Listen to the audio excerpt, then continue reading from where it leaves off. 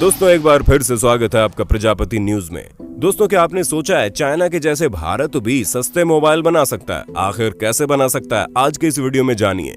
दोस्तों अभी बस कुछ ही दिनों पहले की बात है जब चाइना ने सरहद पर हमला कर दिया था। उसके बाद भारत देश के हर एक शख्स का खून खौला और हमने बॉयकॉट चाइना के नारे लगाने शुरू कर दिए। लेकिन अगर हम अभी के हालातों पर नजर डालें तो आंकड़े कुछ और ही बता रहे हैं। दोस्तों अगर हम चाइना के मोबाइल फोन की सेल की बात करें तो बस एक हफ्ते में भारत में चाइना के मोबाइल फोन की इतनी ज्यादा सेल हुई है कि स्टॉक की सप्लाई कम पड़ गई है, लेकिन डिमांड अभी भी हाई है। ऐसे में दोस्तों इसके पीछे का असली खेल क्या है और क्या कभी भारत भी 10,000 के अंदर चाइना जैसा स्मार्टफोन बना पाएगा या नहीं? आज इन सभी बातों को मैं यानी आपका दोस्त विशाल प्रजापति अपने चैनल के माध्यम से आप तक पहुंचाने वाला हूं। चलिए वीडियो को शुरू करते हैं, लेकिन वीडियो शुरू करने से पहले एक छोटी सी रिक्वेस्ट है। वीडियो के नीचे रेड कलर का सब्सक्राइब बटन दिख रहा होगा, उस पर क्लिक करके सब्सक्राइब कर लें और साइड में बेल आइकॉन भी दिख रहा होगा, उस पर भी क्लिक कर लें ताकि आपको वीडियो मिले सबसे पहले।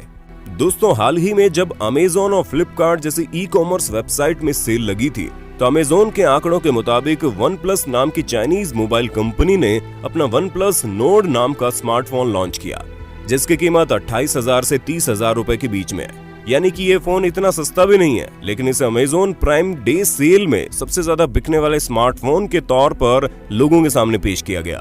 इसके अलावा अगर हम बात करें Realme ब्रांड की तो इस ब्रांड ने भी केवल 3 से 4 दिन में ही भारत में 400 करोड़ का बिजनेस किया।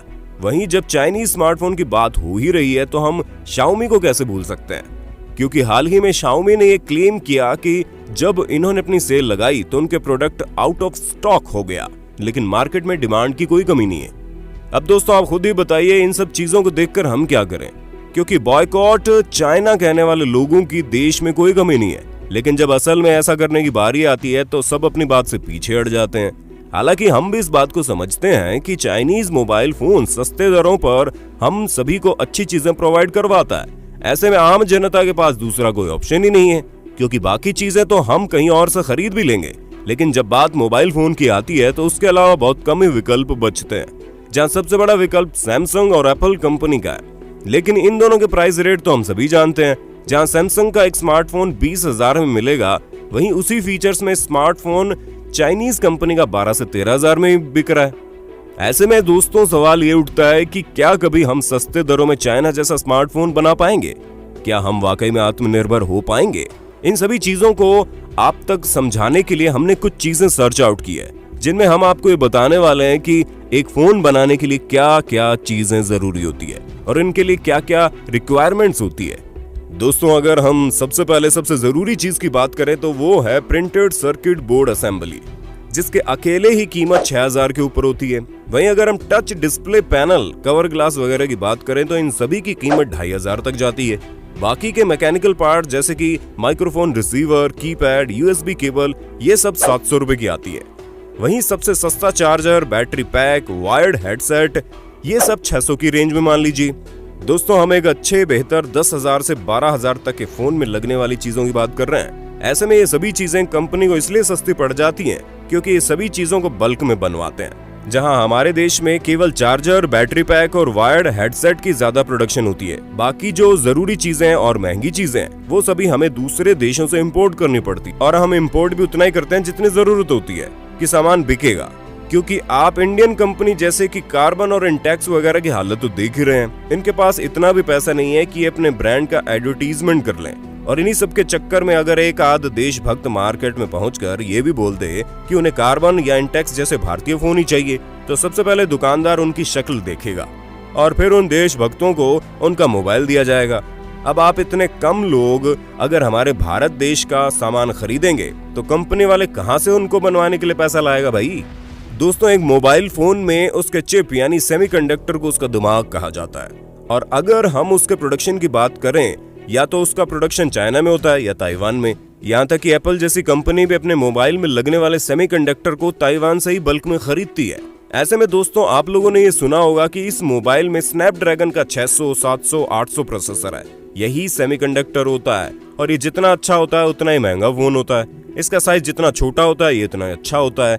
ऐसे में दोस्तों इस समय स्मार्टफोन में 7 नैनोमीटर के सेमीकंडक्टर लगाए जा रहे हैं। लेकिन आपको हम एक और बात बता दें, हमारे भारत में भी सेमीकंडक्टर बनते हैं, लेकिन उनका साइज 180 नैनोमीटर है। अब आप खुद ही सोचिए, कहां 7 नैनोमीटर और कहां 180 नैनोमीटर। भला ये किस स्मार्टफोन में जाएंगे?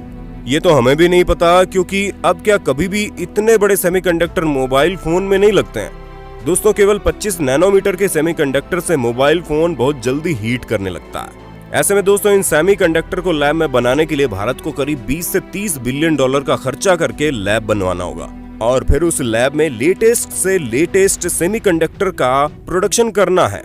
और ये तो रही सेमीकंडक्टर की बात।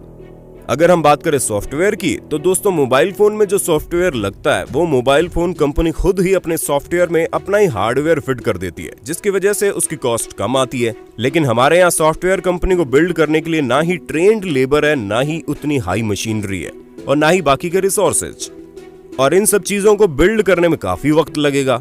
हम ऐसा बिल्कुल नहीं कहेंगे कि हमारे देश में सस्ते और अच्छे मोबाइल फोन नहीं बन सकते। बन सकते हैं, बिल्कुल बन सकते हैं, अगर एक बड़ा इन्वेस्टमेंट करने के साथ साथ देश में स्किल्ड लेबर और मशीनरी को ज्यादा से ज्यादा तैयार किया जाए और फिर अपने काम को आगे बढ़ाया जाए। क्योंकि अगर हम वापस से रिसोर्सेज पर डिपेंड रहेंगे तो फिर हमें इन्हीं तरह की दिक्कतों का सामना करना पड़ेगा जो हम अभी कर रहे हैं। बाकी दोस्तों, ये थी हमारी आज की वीडियो। उम्मीद है आपको पसंद आई होगी। अगर हाँ तो उसके बारे में कमेंट करके जरूर बताना। और ऐसे इंटरेस्टिंग वीडियोस को लगातार देखने के लिए हमारे चैनल प्रजापति न्यूज को लाइक, शेयर और सब्सक्राइब जरूर कर देना। और हाँ, हम फिर मिलेंगे नई वीडियो के साथ। तब तक जय हिंद, जय भारत। दोस्तों, आपकी स्क्रीन पे 2 और वीडियोस दिख रही हैं, जिसे देखने के लिए आप इस स्क्रीन पर क्लिक करें। दोनों देखिएगा, बहुत अच्छी वीडियो बनी है।